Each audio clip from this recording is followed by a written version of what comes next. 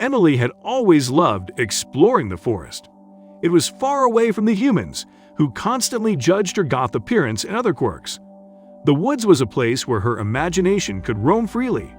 The dark canopy of trees held so many thrilling stories and was a source of deep mystery for her. But she never imagined that this time, something waited for her there.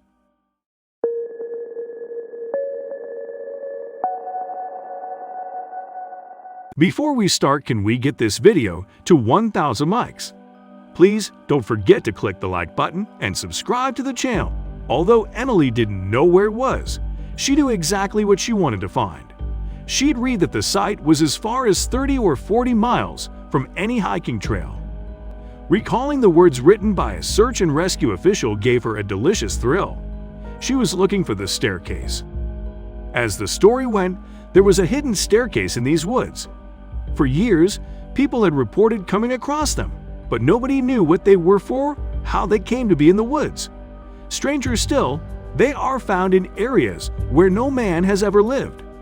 Some are made from cast iron or stone, and some are in ruins, but the sighting was always the same. It was just a staircase, no other structure. Emily had first read about the staircase on Reddit. It had been found in the woods near her home in West Virginia. Emily's heart began to race. An anonymous SAR officer posted his bizarre story on Reddit. I don't know if this is true in every SAR unit, but in mine, it's sort of an unspoken, regular thing we run into, he confessed. Emily was wildly intrigued. She continued to search, venturing deeper and deeper into the woods, but something waited for her. Emily's plan was simple enough. She intended to spend the day wandering off the beaten path, letting the anxiety of the work week melt away. She was only a few miles into the woods, and she already felt rejuvenated and connected to nature. She could imagine fairies and other fantastical creatures peeking through the brush. Then she heard a sound. The screeching sound of metal against metal came in terrifying waves. It sounded like the old escalator of the rundown mall that nobody used anymore. It couldn't be a bird. Still, her curiosity was piqued. She stilled her pounding heart and walked toward the sound. The thrill was high and almost palatable, like the takeoff of a plane mixed with first-date jitters. She was Emily the explorer, seeker of strange noises. With each step through the thick underbrush, the sound grew more complex, but something then popped into her head that made her stop dead. It was something she had read on the news. A girl had gone missing a few weeks ago, gone for a walk and never came back. Emily suddenly became very aware of her surroundings, but that was in town, not the forest. So she was okay, right? Besides, girls don't sound like metal. And now deep, guttural rumbling. Emily stood frozen in the middle of the shadowy, pine-scented clearing. To anyone, she would look like a witch in her natural surroundings, and that was just fine by her. But the vibrations that crawled along her skin didn't feel normal at all. Fantasy melted away, and reality began to set in. There was something out there with her. Every step closer was slow and careful.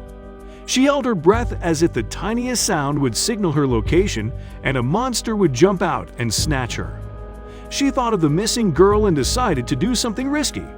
She cupped her hands to her mouth and called out a clear, loud hello. The forest went still, as if her words had magically put everything to sleep. Fear crept through her bones, and the high of exploration melted into the falling sensation in the first drop of a roller coaster. Suddenly, a loud echoing boom made her knees buckle. Whatever it was close. Their air smelled of wet earth and decay. The wind sat cold on her skin. But just as she was about to turn, a new sound joined the mix. It was whimpering, like a hurt animal. She now knew what she had to do. Emily ran through the area until she found the source. There, in the middle of a deep hole of illegally dumped garbage, was a big, black dog. Its long fur was matted badly, and she could see the chain had been on it for a long time. The boom was jumping against sheet metal, and the screeches from the rusted car door it was tied to. It wasn't a monster, but whoever had left the dog, there was definitely one. She slowly moved towards it and offered the malnourished animal a stream from her water bottle. The growls instantly stopped. It crouched on the ground and whined. There was no question as to what she had to do next. It was a slow process, but through a calm voice and plenty of pats on the head, she was able to lead it out of the forest and her car. Next was a visit to the vet and a call to the police. Whoever had done this had to pay. When news came back about the dog, she had already made up her mind. There was no one to claim it, but it didn't matter. Emily was already prepared to adopt him. His dark coat and big grin were adorable.